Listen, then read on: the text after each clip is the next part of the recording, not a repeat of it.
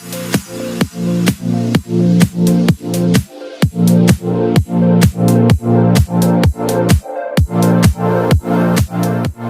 Students, आप सबका स्वागत है। और आज इस वीडियो में हम बात करने वाले हैं राजस्थान बोर्ड पेपर 2020 की, और उसमें भी हम बात करेंगे सेक्शन बी के ऊपर, जिसमें हम लेंगे क्वेश्चन 11 से लेके 15 तक।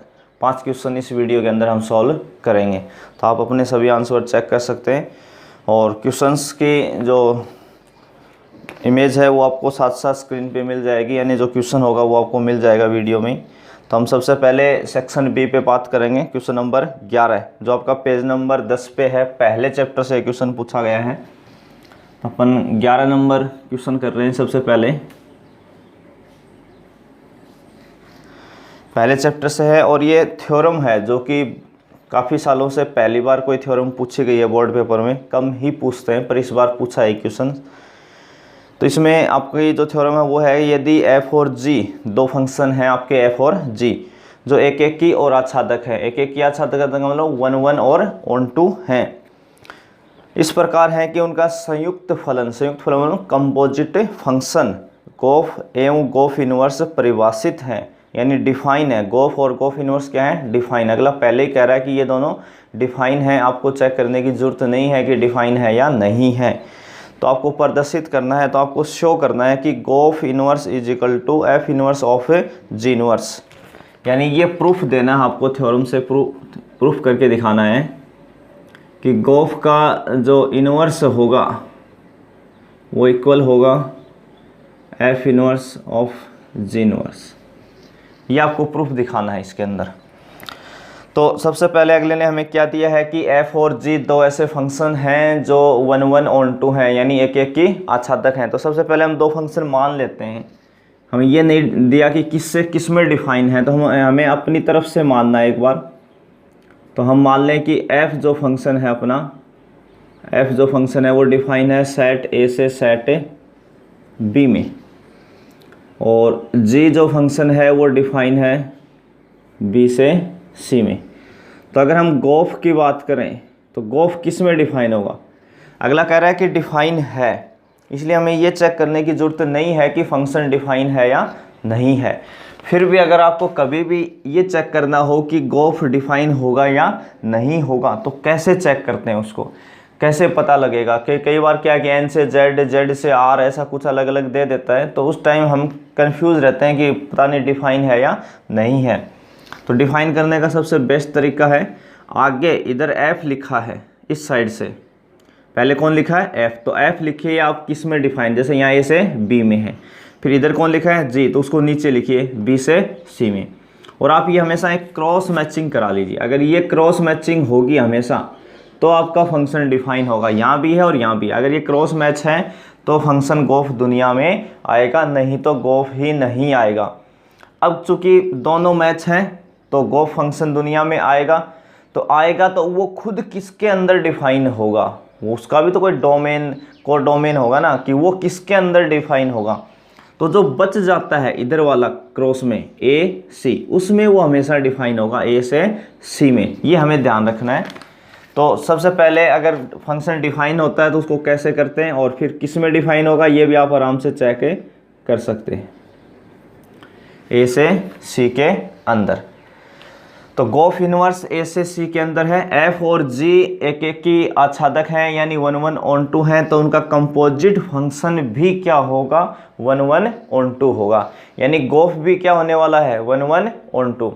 अगर गोफ 1 1 on 2 है, यानी एक एक की आच्छादक है, तो इनवर्स एग्जिस्ट करेगा भी। किसी भी फंक्शन का इनवर्स यानी प्रतिलोम एग्जिस्ट, यानी उसका अस्तित्व तभी होता है जब वो कैसा हो? 1 1 on 2 हो, यानी एक एक ही आच्छादक हो। तो कोई भी फंक्शन उसका इनवर्स तभी एग्जिस्ट करता है जब वो खुद कैसा हो? 1 1 on 2। तो यानी गोफ इनवर्स आ जाएगा, किस में डिफाइन होगा? सी से ए में डिफाइन होगा। गोफ इनवर्स किस में डिफाइन होगा? सी से ए में। एक बात होगी अपनी। अब देखो, अब हम f का हमें पता है किस में डिफाइन है? a से b में। तो इसका क्योंकि f वही 1 1 on 2 है, तो इसका भी इनवर्स एग्जिस्ट करेगा। तो f इसके बाद में आप यहाँ से लिखें f इनवर्स किस में डिफाइन होगा आपका? b से ए में डिफाइन होगा। किस में डिफाइन होगा? बी से ए में। ऐसे जी इनवर्स किस में डिफाइन होगा? सी से बी में। हमें पता करना है F inverse of ji inverse किस में डिफाइन होगा, तो ये होगा सी से ए में। तो ये वाला फंक्शन अपना और ये फंक्शन, इन दोनों के डोमेन और कोडोमेन, ये भी सी से ए में डिफाइन है और ये भी सी से ए में डिफाइन है। तो यानी हमें जिनका प्रूफ दिखाना था उन दोनों के डोमेन और कोडोमेन क्या है? तो सेम है। तो हम थोड़ा सा आगे बढ़ के इसका और भी प्रूफ दिखाएंगे, एलिमेंट लेके भी बात करेंगे, पर यहाँ से हमें ये पता लग रहा है कि दोनों के डोमेन और कोडोमेन सेम है। अब देखो इसमें अगर कोई चेक करना चाहे कि एफ ऑफ जी इनवर्स दुनिया में आएगा या नहीं आएगा, तो कैसे चेक करें? तो मैंने कहा था इधर कौन लिखा है? जी इनवर्स। तो सबसे पहले आप जी इनवर्स लिखें, किस में है? सी से बी में। इधर कौन है? F inverse. तो एफ इनवर्स नीचे लिखें बी से ए में। और मैंने कहा था क्रॉस मैचिंग करा लें। अगर ये क्रॉस मैच होंगे तो 100% दुनिया में आएगा फॉग या F inverse of ji inverse. और वो खुद किसके अंदर डिफाइन होगा, यानी वो खुद किस में डिफाइन होगा? तो मैंने कहा इधर जो बचेगा उसमें डिफाइन होगा, सी से ए में। तो ये चेक करने का सबसे आसान तरीका है, इस तरीके से आप लिख के इसको। तो अभी हमने ये देखा कि गोफ इनवर्स सी से ए में डिफाइन है, F inverse of ji inverse भी किस में डिफाइन है?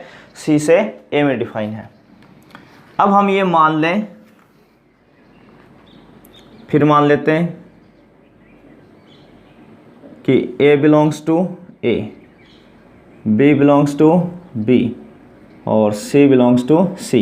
यानी एक एलिमेंट हमने ए का ले लिया, एक एलिमेंट हमने बी का और एक एलिमेंट हमने सी का। तीनों सेट से हमने एक एक एलिमेंट ले लिया, ए बी सी।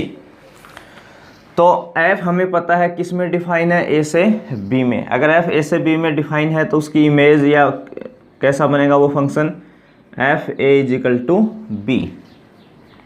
ये सारी चीज़ें हम कंपोजिट फंक्शन की डेफिनेशन में सब चीज़ें पढ़ चुके हैं। मान लीजिए ये कोई आपका सेट ए है, ये आपका सेट बी है और ये आपका सेट सी है। इसका कोई एलिमेंट ए है और इसमें फंक्शन क्या डिफाइन है? अपना एफ है। तो ये जो ए है इसकी जो इमेज होगी, इसकी जो फोटो होगी, इसका जो प्रतिबिंब होगा वो इसके अंदर कैसा दिखेगा? एफ ए जैसा। कैसा दिखेगा? एफ ए जैसा। और ये किसके बराबर होगा? इसका कोई एलिमेंट बी है उसके बराबर होगा। भाई ना, हमने एक बार के लिए नाम रखा है बी, आप कुछ और भी रख सकते हो क्योंकि बी सेट था, ये ए सेट था, ये बी। ए था इसलिए स्मॉल ए ले लिया, बी था स्मॉल बी। तो एफ ए बराबर क्या बना? बी। ऐसे ही इसमें कौन फंक्शन डिफाइन है? जी। तो यहाँ का कोई भी एलिमेंट मान लीजिए आप बी लेंगे तो हम जी बी, ये इसके किसी सी एलिमेंट से कनेक्ट हो जाएगा, सी से। ठीक है ना। तो ये सारी चीज़ें आपकी बेसिक डेफिनेशन में वहाँ हो जाती हैं कंपोजिट फंक्शन की। तो एफ ए बराबर क्या आ जाएगा? बी और जी बी बराबर क्या आ जाएगा? सी। तो इसका मतलब इसको हम ऐसे भी लिख सकते हैं, A is equal to F inverse B. यही बात यहीं कर लेते हैं अभी। और यहाँ से इसको हम बी बराबर क्या लिख सकते हैं? जी इनवर्स सी। क्या लिख सकते हैं? जी इनवर्स सी। अब देखो, सबसे पहले हम गोफ इनवर्स चाहिए तो पहले गोफ निकालेंगे। तो आप अगर गोफ निकालते हो तो इसमें जो आगे इधर जो फर्स्ट फंक्शन बैठता है उसका एलिमेंट हमेशा यहाँ लिया जाएगा। तो f किस में डिफाइन है? a से b में। तो आप सेट a का कोई एलिमेंट लेंगे और सेट a का एलिमेंट हमने क्या माना है एक बार के लिए? a। तो आप यहाँ a लेंगे हमेशा। कई तो इसमें कंफ्यूज रहते हैं कि हम क्या कौन सा लें, g का लें कि f का लें। तो जो इधर आगे बैठता है, आज के दिन f आगे है, तो आप देखेंगे कि f किस में डिफाइन है? f a से b के अंदर डिफाइन है। तो आप सेट a का कोई एक एलिमेंट लेंगे और यहाँ हमने वो एलिमेंट क्या मान रखा है एक बार के लिए? a मान रखा है, इसलिए a लेंगे। अब इसको आप क्या लिख सकते हो? g ब्रैकेट में क्या जाएगा? ये एफ ए। और एफ ए का मान हमने क्या लिखा था? b। तो ये बन गया जी बी। और जी बी बराबर कितना आ जाएगा? c। जी बी का मान कितना है? c है। अब देखो गोफ ए का मान कितना है? c के बराबर। अगर इस पूरे गोफ को हम c की तरफ ले जाएं, ये इसके बराबर है भाई। यानी यहाँ से अपनी वैल्यू क्या आई? गोफ ए इजिकल टू कितना आ गया भाई? c। तो गो ए बराबर क्या लिख सकते हैं? इसको हम ए बराबर क्या लिख सकते हैं? गोफ इनवर्स सी। इसको क्या लिख सकते हैं, गोफ इनवर्स सी, ये दिखा सकते हैं। ऐसे ही इधर मैं मिटा रहा हूँ भी इसको एक बार अपना। तो एक तो कंडीशन ये आ गई अपनी, हम इसको इक्वेशन 1 कह दें। गोफ उधर जाएगा तो कितना हो जाएगा, गोफ इनवर्स सी की वैल्यू कितनी आ गई, ए आ गई। दूसरा हम निकाल लें F inverse of ji inverse. तो देखो F inverse of ji inverse हमने यहाँ लिखा था कि किस में डिफाइन था, वो सी से ए में। तो देखो इधर जी इनवर्स था, और वैसे भी आप देखेंगे तो इधर कौन है, जी इनवर्स, और जी इनवर्स किस में डिफाइन था, सी से बी में। तो आप एलिमेंट किसका लेंगे, सी का, तो यहाँ सी आएगा अभी। और इसको क्या लिख सकते हैं, एफ इनवर्स ब्रैकेट में आ जाएगा जी इनवर्स सी, और जी इनवर्स सी का मान कितना आपके पास, बी, ये हो जाएगा एफ इनवर्स बी, और एफ इनवर्स बी कितना है, ए, तो ये किसके बराबर आ जाएगा, ए। तो ये वैल्यू किसके बराबर है, F inverse of ji inverse, इसके बराबर है। तो इस इक्वेशन से फर्स्ट और सेकंड से दोनों मान किसके बराबर हैं आपके, ए के। तो इन दोनों को हम बराबर रख सकते हैं अभी।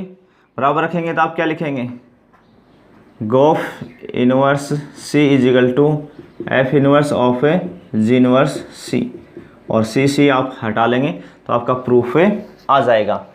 तो इसका आपको अगर प्रूफ करना है तो सबसे पहले दो सेट मानने हैं, एफ और जी, ए से बी में और बी से सी में। फिर आप गोफ निकालें, फिर गोफ का इन्वर्स दिखा दें, ठीक है। फिर आपको इधर ये प्रूफ करना है, तो आपको क्योंकि एफ और जी जो है वो 1 1 और 2 है, यानी एक एक की ओर आच्छादक हैं, तो आप एफ इन्वर्स और जी इन्वर्स दिखा दें, बी से ए में और सी से बी में, और फिर f inverse of g inverse वो भी किस में आएगा, सी से ए में आ जाएगा।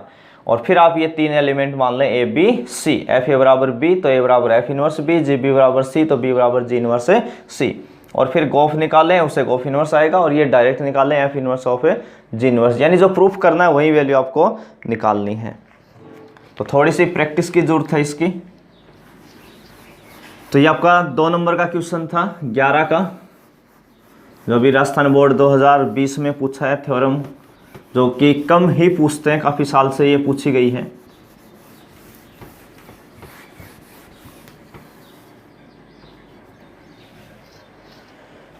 अगला जो क्वेश्चन है अपना 12 का, वो आपका सेट 3 से है, और 3.1 में ये आपका पेज नंबर 58 पे है। अभी पेज नंबर 58 पे है, एग्जाम्पल 9 का है, एग्जाम्पल है अभी, क्वेश्चन नहीं एक्सरसाइज का। क्वेश्चन 2 ही पूछे आपके सारे, बाकी एग्जाम्पल पूछे। तो इसमें आपको दिया है कि a minus 2i is equal to, matrix में दिया है -1 -2 3 2 1 -1 -3 1 और 0, ठीक है भाई। तो आपको क्या ज्ञात करना है इसमें, a इंटू ए का ट्रांसपोज, a इंटू ए का ट्रांसपोज निकालना। आपको निकालना क्या है, आपसे अगले ने क्या पूछा है, a इंटू ए का ट्रांसपोज बता दो भाई। तो ट्रांसपोज ये तो बाद में निकालेंगे, पहले हमें क्या चाहिए, ए, तो a निकालना पड़ेगा क्योंकि a ही नहीं दिया। फिर हम ए का क्या निकालेंगे, ट्रांसपोज, और फिर क्या करेंगे, दोनों को मल्टीप्लाई। तो सबसे पहले ए निकालते हैं। तो ए निकालने के लिए देखो इधर ए की तरफ कौन आया हुआ है, -2i, तो सबसे पहले इसको RHS में ले चलेंगे ताकि अपना इधर ए बच जाए पूरा पूरा। तो यहाँ ए बराबर आप क्या लिख सकते हो, पहले हम ये मैट्रिक्स लिख रहे हैं, -1 -2 3 -1 -2 3 2 1 -1 -3 1 0, और ये -2i इधर आएगा तो कितना हो जाएगा अभी, +2i हो जाएगा। और i का मतलब क्या होता है, यूनिट मैट्रिक्स, इकाई मैट्रिक्स होती है। और इसका जो ऑर्डर है वो डिपेंड करता है कि इसके साथ जो मैट्रिक्स आएगी ना, इसके साथ जो मैट्रिक्स आएगी, अगर उसका ऑर्डर 2x2 है तो उसका भी 2x2, उसका अगर 3x3 है तो उसका भी 3x3 होगा। तो i का जो ऑर्डर है वो उसके साथ वाली मैट्रिक्स पे डिपेंड करता है। मैं एक स्टेप बचा रहा हूँ यहाँ पे, पहले आप ये ऐसा लिखें, अगली स्टेप में a लिखें इक्वल यही मैट्रिक्स लिखें +2 इंटू i। तो i की जगह हम क्या लिख लेंगे, मैं एक स्टेप कम करके यही लिख रहा हूँ 1 0 0 0 1 0 0 0 1। याद जाएगा भाई आपका। तो देखो a बराबर क्या आएगा। अब हमें पता है कि ये जो बाहर 2 है, जिस दिन हम इसको मल्टीप्लाई करेंगे तो ये सबसे मल्टीप्लाई होगा, तो 1 से होगा तो 2, 0 से होगा 0, इधर 1 से होगा 2 और इधर 1 से होगा 2, और हम दोनों को ऐड कर दें, उसके बाद जोड़ दें, तो ये 2 जो है इस 1 से मल्टीप्लाई हो जाएगा तो कितना हो जाएगा 2, और ये कितना है -1, दोनों जुड़ेंगे तो ये 2 हो गया और ये -1, तो घट के कितना हो जाएगा यहाँ से 1। ये 2 इस 0 से होगा तो क्या रह जाएगा 0, कोई फर्क नहीं पड़ने वाला, तो ये कितना आ जाएगा -2 में आप 0 जोड़ेंगे तो -2। ऐसे ही 3 पे भी कोई फर्क नहीं पड़ेगा क्योंकि ये 0 इसमें आगे जुड़ेगा। ऐसे ये भी 0 ही रहेगा, ये 0 इस 2 में जुड़ेगा तो कितना रहेगा 2, परंतु ये 2 जिस दिन ये 2 इस 1 से होगा तो 2 और ये 1 दोनों जुड़ के कितने हो जाएंगे 3। ऐसे ही ये 0 है तो -1 का -1 आ जाएगा। ऐसे ये -3 है तो -3 आ जाएगा, ये 1 सेम आ जाएगा क्योंकि ये दोनों 0 हैं, और ये 2 जिस दिन इस 1 से मल्टीप्लाई होगा तो 2, और 2 को 0 में आप ऐड करोगे तो कितना आ जाएगा 2। तो ये आपके पास क्या आ गया, अवयव A, मैट्रिक्स A आपको मिल गई। अब हमें क्या निकालना था इसमें, A इंटू A का ट्रांसपोज पता करना था भाई हमें।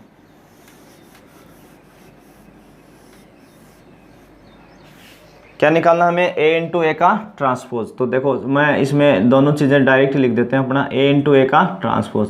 तो A तो हमने निकाल ही रखा है, A कितना है अपना 1 -2 3 2 3 -1 -3 1 और 2। ये कौन है आपके पास, मैट्रिक्स है A। इनटू में क्या है, A का ट्रांसपोज। तो किसी भी अवयव का जो ट्रांसपोज होता है वो कैसे निकालते हैं हम, रो और कॉलम को क्या कर देते हैं, इंटरचेंज करते हैं, पंक्ति और स्तंभों को परस्पर बदलने पर। या तो आप रो को कॉलम में ले आओ या कॉलम को किस में ले जाओ, रो में ले जाओ, कोई भी एक पैटर्न आप लगा लो। तो इसको हम इसका ट्रांसपोज डायरेक्ट लिख रहे हैं भाई यहाँ पे। तो पहली रो ये है 1 -2 3, ये पहली रो आपकी, देखो ऐसे पहली रो है ये, इसको हम पहला कॉलम, ये पड़ी हुई है इसको हम खड़ी लिखेंगे ऐसे।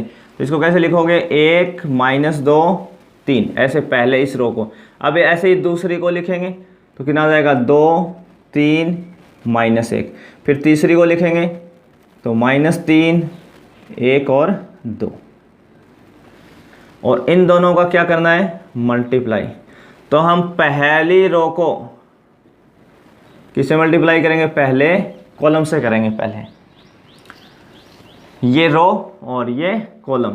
तो इसको भी कई कंफ्यूज हो जाते हैं, 1 को इससे करें, दूसरा दूसरे से करें, तीसरा तीसरे से करें, ये वैल्यू ऐसे। कई इसका ऑर्डर चेक करते हैं आपको, क्योंकि ये भी 3/3 है, ये भी 3/3 है, तो मल्टीप्लाई होगा या नहीं होगा। और ऐसे क्वेश्चन में जब भी आए तो इस चीज़ को चेक करने की जरूरत है कि नहीं, कि मल्टीप्लाई होगा या नहीं होगा, 100% होगा। फिर भी आपको कोई ऑर्डर देखने की जरूरत नहीं है कभी भी कि मल्टीप्लाई चेक होगा या नहीं होगा। आप ये देखें इधर ऐसे चल रहे हैं, पहली जो भी मैट्रिक्स लिखी है उसमें आप ऐसे काउंट करें 1 2 3, और इसमें ऐसे काउंट करें 1 2 3, 100% मल्टीप्लाई होगा। बस इतना ही चेक कर लें आप, इधर आप हॉरिजेंटल और इधर वर्टिकल काउंट कर लें कितने कितनी वैल्यूज आपको दी हैं। तो जब हम 1 को इस 1 से करेंगे तो कितना आ जाएगा 1, इस -2 को -2 से करेंगे तो कितना आ जाएगा 4, 3 को 3 से करेंगे तो कितना आ जाएगा 9। अब यही पहली रो जो है वो किससे मल्टीप्लाई हो गए, सेकंड कॉलम से होगी, इससे होगी। तो 1 को 2 से करेंगे तो कितना आ जाएगा 2, -2 को 3 से करोगे तो कितना हो जाएगा -6, और 3 को -1 से करोगे तो -3। अब ये किससे मल्टीप्लाई होगी, तीसरे इस कॉलम से होगा। तो 1 को -3 से गुणा करोगे तो -3, -2 को 2 से -2 को 1 से करोगे तो -2, 3 को 2 से करोगे तो 6। ठीक है भाई, ऐसे मल्टीप्लाई आपको करके लाना है। तो ये तो पहली रो हो गई तीनों कॉलम से। अब आप किसका नंबर आएगा, दूसरी रो का, इसका नंबर आएगा इन तीनों से। तो पहले इस कॉलम से कर रहे हैं फर्स्ट से, तो 2 को 1 से गुणा करेंगे तो 2, 3 को -2 से करेंगे -6, -1 को 3 से करेंगे तो -3। ऐसे दूसरे से करेंगे भाई, 2 को 2 से गुणा करोगे तो कितना हो जाएगा 4, और 3 को 3 से करोगे तो कितना हो जाएगा 9, और -1 को -1 से करोगे तो +1 हो जाएगा। इसके बाद में इसको करेंगे तो माइनस तीसरे कॉलम से करेंगे भी, तो 2 को -3 से करोगे तो -6, 3 को 1 से करोगे तो 3 और -1 को 2 से करोगे तो -2। ऐसे तीसरी कॉलम को फिर तीसरी रो को फर्स्ट कॉलम से करेंगे तो -3, -2 और +6। ऐसे ही दूसरे से करेंगे तो -6 +3 और -2। तीसरे से करेंगे तो ये हो जाएगा 9, 1 और 4। ठीक है, आप ऐसे मल्टीप्लाई में एक बार तीनों ऐसे ही लिखें, बाद में आराम से उनका ऐड सब्सट्रैक्ट करें, जोड़ घटा, ताकि गलती होने के चांस जो हैं वो बहुत कम हो जाएंगे। तो 9, 4, 13 और 1 कितना हो जाएगा अभी, ये तो 14 है। ये कितना बन गया 14, और ये हो गए 9 तो -7 बच जाएगा अभी, 2 में से 9 घटाओगे तो, और ये -5 तो कितना बच गया 1, यहाँ से घटाओगे तो -7 और ये शायद 14 ही बन जाएगा आपका। और ये कितना हो रहा है -2, -6, -8 + 3 तो -5, और ये कितना आ जाएगा 1, -2 -8 यानी -5, और ये कितना आ रहा है 14। तो ये इसका आंसर आ जाएगा A × A का ट्रांसपोज। तो सबसे पहले आपको A आव्यूह निकालनी है और A के बाद में सिर्फ A × A का ट्रांसपोज। तो A का ट्रांसपोज हम कैसे निकालते हैं, रो और कॉलम को इंटरचेंज कर देते हैं। ठीक है, अगला क्वेश्चन जो है अपना 13 का, वो आपका पेज नंबर 247, कितने पे, पेज नंबर 247 पे 247, और एग्जाम्पल है 34। 9 के चैप्टर से क्वेश्चन पूछा है, और ये क्वेश्चंस भी बहुत ही कम पूछते हैं क्योंकि थोड़ा स्टेप्स ज़्यादा हो जाती हैं इसमें। क्वेश्चन आसान है परंतु स्टेप ज़्यादा है, मेथड अलग है, कम ही पूछते हैं, पर इस बार पूछा है इसीलिए पेपर थोड़ा लेंदी हो गया। बाकी जिनकी प्रैक्टिस और स्पीड और कैलकुलेशन अच्छी है उनको कोई प्रॉब्लम नहीं आएगी, बाकियों को थोड़ी दिक्कत आएगी। देखो ये क्वेश्चन है अपना 2x + 5/रूट में x² + 3x + 1। इसमें अपना फंडा था कि जब भी आपको न्यूमरेटर में ऊपर कोई x का फंक्शन मिल जाए, ऊपर क्या मिल जाए x का फंक्शन, और नीचे रूट में क्या आ जाए क्वाड्रिक इक्वेशन। ऊपर क्या आ जाए x का फंक्शन और नीचे क्या आ जाए क्वाड्रिक इक्वेशंस। ठीक है ना, तो फिर क्या मेथड था, फिर था अपना जो पहला मेथड था जो याद रखने की बात थी, वो थी अंश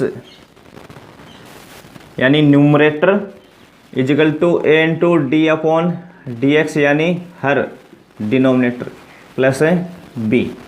अंश का मतलब क्या होगा भाई न्यूमरेटर, और हर का मतलब डिनोमिनेटर। ये अपना पैटर्न याद रखना था बस। ये फॉर्मूला जिसको याद है वो कर सकता है।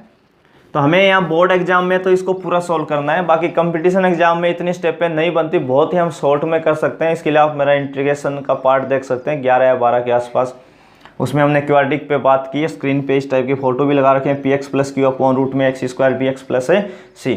तो उसमें आप एक नेवी एयरफोर्स के लिए भी आप देख सकते हैं, बहुत शॉर्ट में आप कर सकते हैं, इतना बड़ा हमें करने की जरूरत नहीं है, परंतु यहाँ बोर्ड एग्जाम में हमें पूरा सॉल्व करके दिखाना होता है। तो देखो हम अंश यानी न्यूमरेटर कौन है अपना 2x + 5 है, A × यहाँ जो भी हर यानी जो भी डिनोमिनेटर आएगा उसका डिफ्रेंसिएशन करेंगे। d/dx का मतलब क्या होता है डिफ्रेंसिएशन यानी अवकलन। तो किसका करेंगे हर का। अब हर जब भी हम रूट में होता है ना, तो रूट को कभी साथ नहीं लेते हर में। रूट के जो अंदर क्वाड्रिक इक्वेशन लिखी होती है, इस रूट के अंदर जो भी क्वाड्रिक इक्वेशन होगी, द्विघात समीकरण होगी, उसको लेते हैं। तो उसको लेंगे तो वो कितनी है अपनी x² + 3x + 1 और प्लस कितना है b।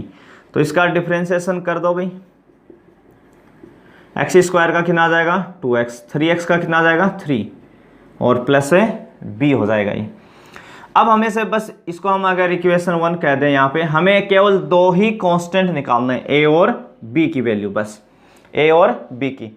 तो अगर आप a और b की वैल्यू निकालने हैं तो आपको दोनों साइड एक तो x के कोफिशिएंट को कंपेयर करवाना है, किसके कोफिशिएंट को कंपेयर करवाना है x के, और एक कांस्टेंट टर्म को कंपेयर करवाना है। तो यहाँ हम कंपेयरिंग करेंगे, तुलना करेंगे। तुलना कैसे करते हैं वो भी ढंग से समझे। जो हम पहले जो कंपेयरिंग कर रहे हैं वो x के कोफिशिएंट की कर रहे हैं, यानी x के गुणांक की तुलना कर रहे हैं। तो LHS साइड में देखो x के साथ कौन आ रहा है 2, तो आप 2 लिखें, फिर बीच में बराबर है, बराबर लगाएं। जिस दिन ये a इससे मल्टीप्लाई होगा इस 2x से, तो ये बनेगा 2ax, और इसमें इस स्थिति में x का कोफिशिएंट कौन है, 2a, तो ये आ जाएगा 2a। जिस दिन a 3 से होगा तो 3a आएगा, वो पूरा कांस्टेंट है, उसमें कोई x नहीं है, और b में कहीं x नहीं है, तो ये आया आपका मान। यहाँ से x की कंपेयरिंग की तो हमने a की वैल्यू कितनी आ गई, 1, 2 से 2 कट के 1 आ गया। अब हम कंपेयर करेंगे यानी तुलना करेंगे कांस्टेंट टर्म की, यानी अचर पदों की। तो इधर देखो अचर पद कौन है LHS में, 5, फिर आगे इक्वल है तो इक्वल। जिस दिन a इससे गुणा हो गया 3 से, तो 3a कांस्टेंट होगा, और प्लस लास्ट में कितना लिखा है, b। अगर आपने इसमें a का मान पुट कर दिया, चूंकि a कितना है 1, तो यहाँ 3 × 1 कितना आएगा, 3 प्लस b, तो b बराबर 5 में से 3 गए तो कितना आ गया आपके पास, 2। a और b की वैल्यू आ गई भी।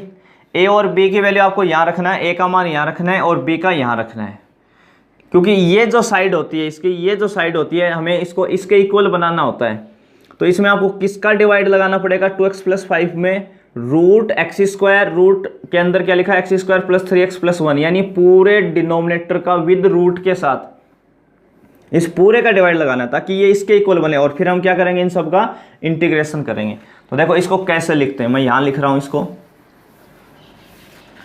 इधर क्या लिखा है, 2x + 5,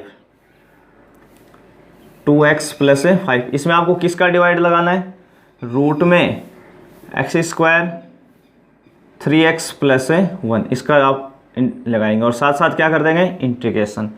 बराबर क्या लिखा है, a की वैल्यू कितनी आई, 1, तो बाहर 1 लिखेंगे तो कोई फर्क नहीं पड़ेगा, ऊपर कितना है 2x + 3, इसमें भी किसका डिवाइड लगाएंगे, रूट में x² + 3x + 1, और इसका क्या कर देंगे, इंटीग्रेशन।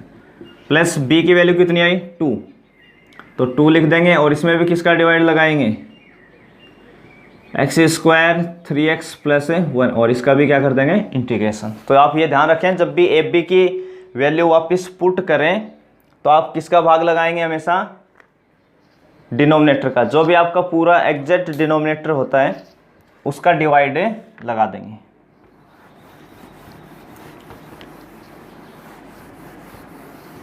तो इसके अंदर आपका ये वैल्यू आ जाएगी। अब देखो ये दो पार्ट बन गए अपने, ये तो वापस वहीं x का क्वाड्रेटिक वाला रूल लग जाएगा अपना, x² का कोफिशिएंट 1 बनाए, x के कोफिशिएंट के हाफ का स्क्वायर ऐड और सब्सट्रैक्ट करें, यानी जोड़ें और घटाएं।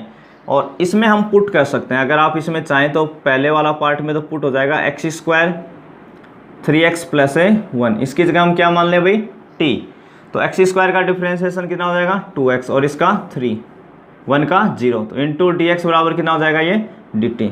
तो देखो ऊपर हमें पूरा डिफ्रेंशिएशन मिला हुआ है, तो इसकी जगह तो लिखेंगे dt, और ये कितना हो जाएगा, रूट t। इसमें 2 कांस्टेंट है, बाहर आ जाएगा अपना। अब देखो इसमें x रूल क्या होता है क्वाड्रेटिक वाले का, कि सबसे पहले x² का कोफिशिएंट 1 बनाते हैं, तो वो तो बना हुआ है, x² है, अगला कितना लिखा है, 3x। अब हम क्या करते हैं, x का जो भी कोफिशिएंट होता है, गुणांक x के गुणा में जो भी होता है, 3 है, तो 3 का आधा करते हैं, 3/2, और फिर उसका स्क्वायर करते हैं, तो ये कितना हो जाएगा, 9/4 जोड़ेंगे, और घटाने वाला काम हमेशा कांस्टेंट के साथ कर लें, ताकि आपकी कैलकुलेशन फिक्स रहे। तो ये बना एक तरीके से dx/√x, t की जगह अगर हम एक बार के लिए x समझें तो dx/√x, और इसका फॉर्मूला होता है 2 × √x, और x की जगह क्या है, t, प्लस 2 × ये जो अपनी क्वाड्रेटिक बनेगी, पहले जो 3 टर्म है ये किसी का होल स्क्वायर बनेगा हमेशा, अगर आपने इसी पैटर्न पे लिखा है तो, और ये होल स्क्वायर बनेगा x, यहाँ प्लस होता है तो यहाँ भी प्लस, और ये जो आपने जोड़ा था इसका रूट ले लो, 9/4 का रूट कितना होता है, स्क्वायर रूट का स्क्वायर रूट लेना है, वर्गमूल 3/2, इसका होल स्क्वायर। इनका एलसीएम आएगा तो यहाँ से एलसीएम आएगा तो 4 - 9, तो यानी ये कितना बचने वाला है, 5/4, और मैं 5/4 को ना यहाँ जानबूझ के लिख रहा हूँ √5/2 का स्क्वायर लिख रहा हूँ, √5/2 का स्क्वायर, ताकि हमें ये x² दिखे और ये a² दिखे, ठीक है ना। क्यों कई बार a² लिखा होता है तो कई स्टूडेंट की प्रॉब्लम होती है, वो a नहीं लिख पाते हैं, ताकि उनको a दिखे, इसलिए।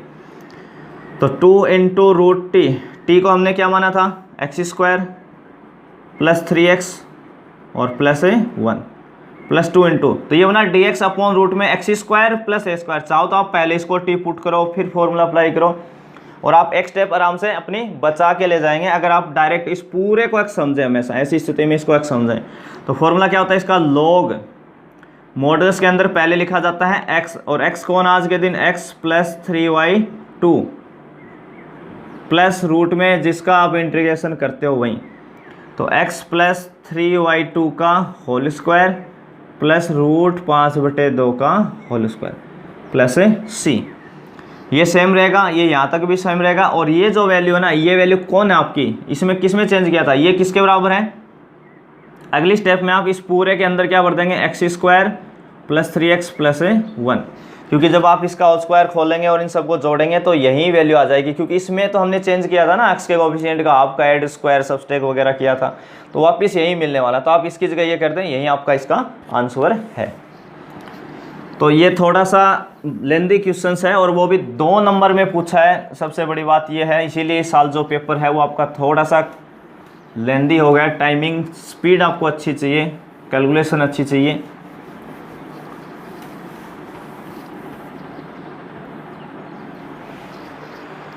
अगला जो क्वेश्चन है अपना 14,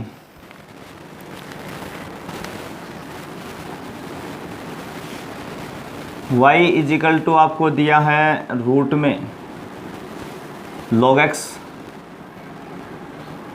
प्लस फिर रूट में लिखा है log x और फिर रूट में लिखा है log x, और ऐसे ही ये सिलसिला आपका जारी रहेगा इनफाइनाइट टाइम तक।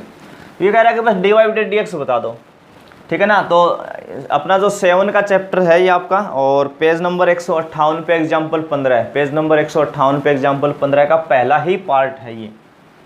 तो इस टाइप का क्वेश्चन 2 साल से नहीं पूछ रहा था, पिछले 2 साल से 18-19 के अंदर, और यही एक मेथड बचा हुआ था, क्योंकि इस चैप्टर का जो क्वेश्चन है वो 6 नंबर में आता है और अगले ने कहाँ पूछ रखा है, 2 नंबर में पूछ रखा है। तो चलो ये फिर भी थोड़ा छोटा है, इसमें कम स्टेप पे है, आसान है, इसलिए इसमें आपका टाइम ज़्यादा नहीं लगने वाला है। तो इस टाइप के 2 तरीके हैं। एक तो आप ये समझें कि देखो रूट के अंदर क्या लिखा है log x, और ये किसके इक्वल है, y के। तो अगर हम यहाँ से देखें, इसको यहाँ से पढ़ना करें, रूट में log x प्लस रूट में log x प्लस ऐसे ही चलता रहेगा, तो ये जो अंदर वाली वैल्यू है किसके बराबर इक्वल है, y के इक्वल है। तो आप इसमें इसकी जगह y लिख सकते हो। दूसरा, इससे और भी आसान, ये थोड़ा कन्फ्यूज़ करता है स्टूडेंट को एक बार के लिए, तो आप दूसरा रास्ता अपना सकते हैं कि आप बोथ साइड स्क्वायर कर दें, इसका दोनों पक्षों का क्या कर दें, इसका वर्क कर दें। तो जैसे वर्क करेंगे तो ये वाई स्क्वायर बनेगा इधर वाला, तो और जब आप इधर स्क्वायर करेंगे तो ये ऊपर वाला रूट हटेगा आपका फर्स्ट रूट, तो क्या हो जाएगा log x प्लस रूट में log x प्लस रूट में log x प्लस कहाँ तक जाएगा, ये इनफाइनाइट तक। और यहाँ आने के बाद लोगों को वापस ये किसके बराबर दिख गया, y के, क्योंकि एक log x अलग होने से कोई फर्क नहीं पड़ने वाला इस पर, क्योंकि अनंत बार चलेगा, कोई काउंट ही नहीं कर सकता कि कितनी बार चलने वाला। तो एक log x अलग भी हो जाएगा तो कोई फर्क नहीं पड़ने वाला। तो ये वापस किसके बराबर आ जाएगा, y का, और इसका आप डिफ्रेंशिएशन कर देंगे स्टेप पे आके x के रेस्पेक्ट में। तो सबसे पहले y स्क्वायर का, तो y स्क्वायर का कितना होता है 2y, क्योंकि पहले हम पावर का करते हैं और फिर फंक्शन का होता है। तो y है फंक्शन dy/dx, यहाँ से log x का हो जाएगा 1/x और y का हो गया dy/dx। इन दोनों में अगर हम कॉमन ले लें dy/dx, तो यहाँ से कॉमन क्या बचेगा 2y, और जिस दिन ये इधर आ जाएगा ना, ये वाला इधर आ जाएगा तो माइनस dy/dx लिखेंगे आप, और dy/dx कॉमन लेंगे तो कितना हो जाएगा -1, और इजिकल टू कितना बचा 1/x। यहाँ से आप dy/dx की वैल्यू दिखा सकते हैं, dy/dx बराबर आ जाएगा 1/x इंटू 2y माइनस 1। बस ये आंसर है आपका, छोटा सा क्वेश्चन है। तो सबसे पहले आपको क्या करना है, ऐसे क्वेश्चंस में जिसमें रूट चलते हैं तो आप बहुत साइड क्या कर लें, उसका स्क्वायरिंग कर लें, और आगे जो रूट वाली वैल्यू होती है वो वापस किसके इक्वल हो जाती है, y के। बस y लिखें और डिफरेंशिएशन करें, एक बार में ख़त्म आपका काम। अब हम बात करते हैं 15 नंबर पे जो क्वेश्चंस हैं अपना, जो कि आपका 8 वाले चैप्टर से पूछा है, और पेज नंबर है 193 पे, ये पेज नंबर 193 है 193, और एग्जाम्पल जो है वो 20 है आपका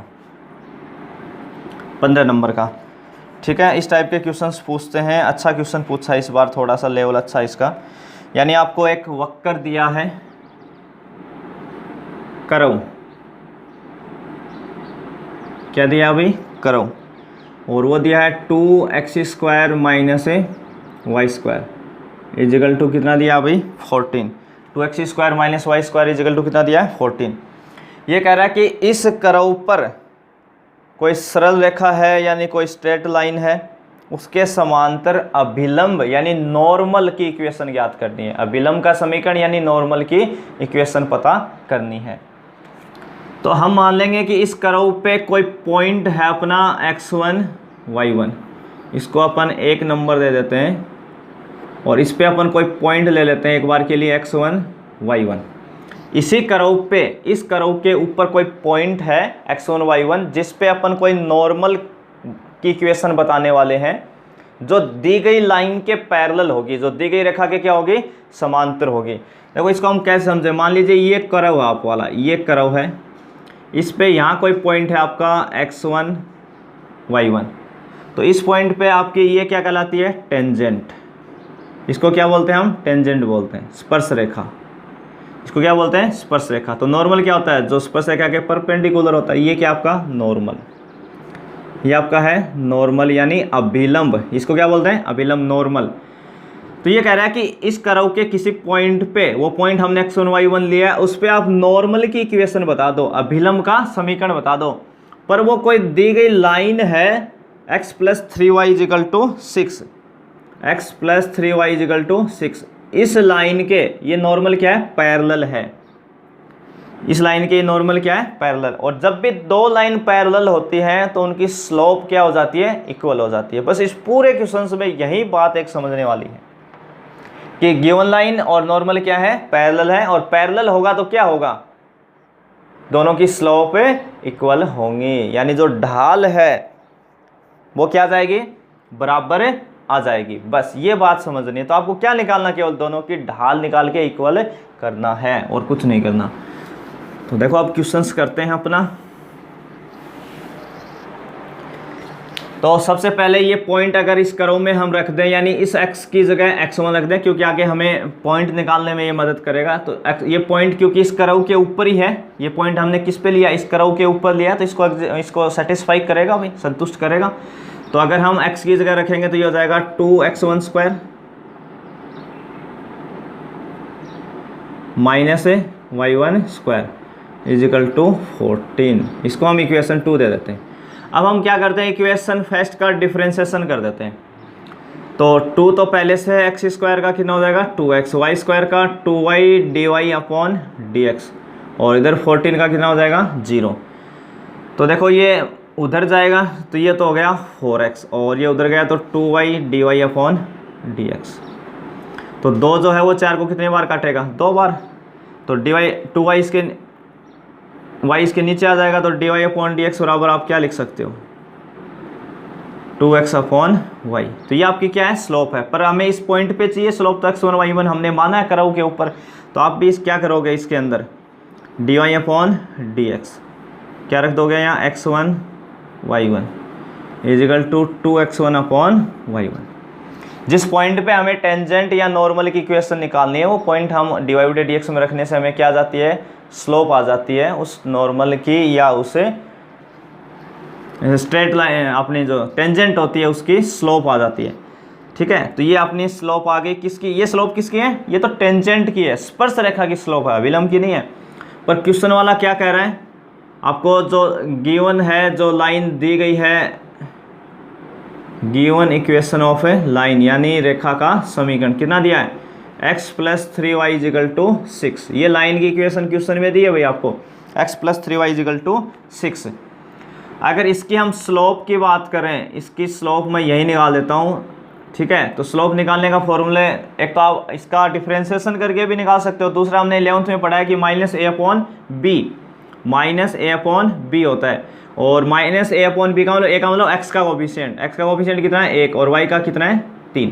तो ये दोनों, इसकी स्लोप कितनी है -1/3। देखो यहाँ x के गुणा में 1 है और यहाँ 3 है, तो -1/3।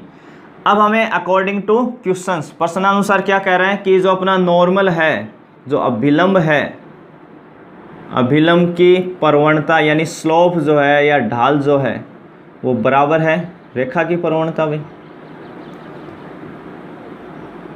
दोनों की प्रवणताएं यानी दोनों की स्लोप क्या है, ये क्या लिखा है, स्लोप ऑफ ए नॉर्मल और स्लोप ऑफ ए लाइन। तो अभिलंब की स्लोप का फॉर्मूला कितना होता है, -1/dy/dx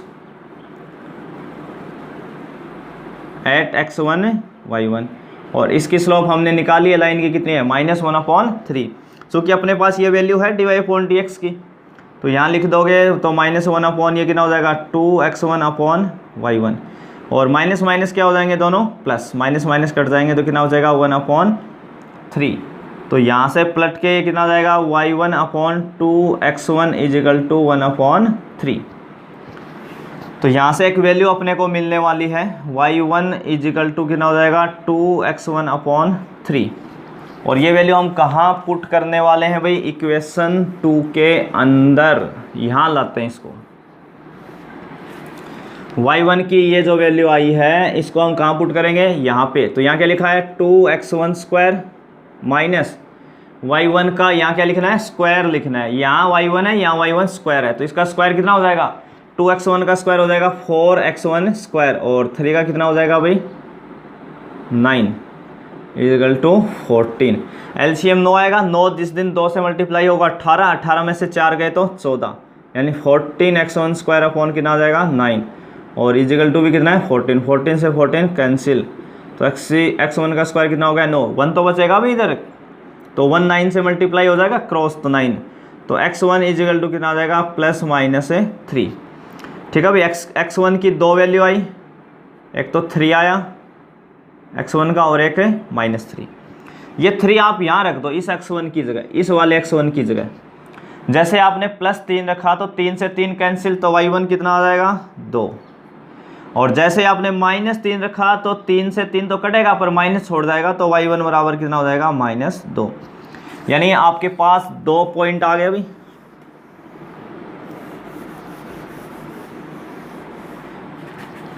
एक तो कितना आया 3 और 2, और एक दूसरा आया -3 -2। पहले हम इस पे बता देते हैं इक्वेशन ऑफ नॉर्मल यानी अभिलंब का समीकरण,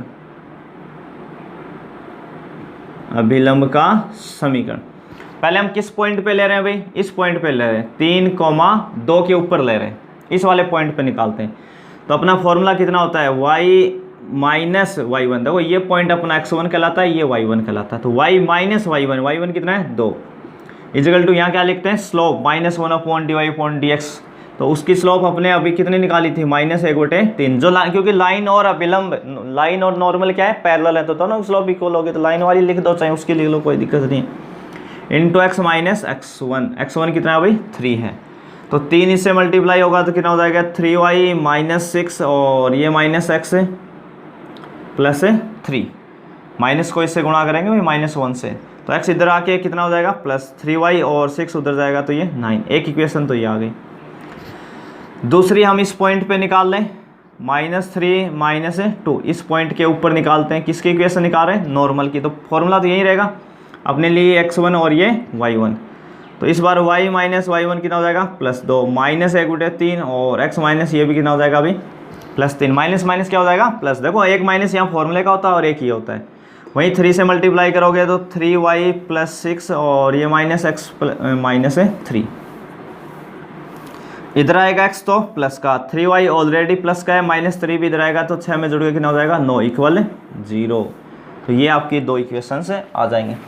तो पहले आपको कर्व पे कोई पॉइंट मानना है, उस पॉइंट को आप इसमें रख दें, और इस वाली इक्वेशन का डिफरेंशिएशन कर लें और उसमें वो पॉइंट रख दें। और अगला कह रहा है कि जो नॉर्मल है वो पैरेलल है आपका, किसके पैरेलल है, लाइन के, गिवन लाइन के। तो दो चीज़ें जब भी पैरेलल होंगी, दो लाइनें जब भी पैरेलल होंगी तो उनकी स्लोप क्या होगी, इक्वल होगी। तो आप स्लोप इक्वल कर दें, आपकी कोई कंडीशंस आएगी वो वापस पुट कर दें, उससे किसके मान आ जाएंगे x1 और y1 के, यानी उस पॉइंट का हमें पता लग जाएगा जिस पे हमें नॉर्मल की इक्वेशन पता करनी थी।